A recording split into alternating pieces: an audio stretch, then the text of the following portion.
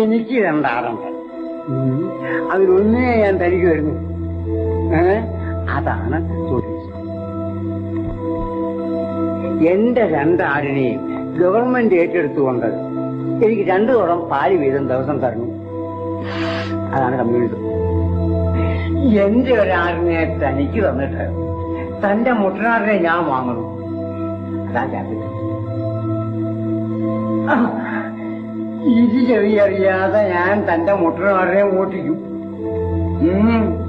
അതാ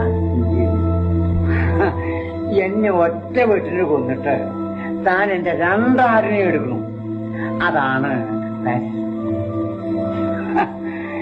പാലിന്റെ വിലയുടെ നേരെ ഇരട്ടി തീറ്റക്കൂലി ആകുമ്പോ പട്ടിണി കിടന്ന് എല്ലും തോലുമായി എന്റെ ആടിനെ ഞാൻ ഇറച്ചി വരയ്ക്കും. ഇത് വാങ്ങിക്കുന്ന ഹോട്ടലുകാരനത് ചിക്കൻ ചോപ്സ് എന്ന് പറഞ്ഞ് 80% മാട്ടിറച്ചി കൂടെ ചേർത്ത് നാട്ടുകാർക്ക് വിൽക്കും. അതാ ഡെമോക്രസി.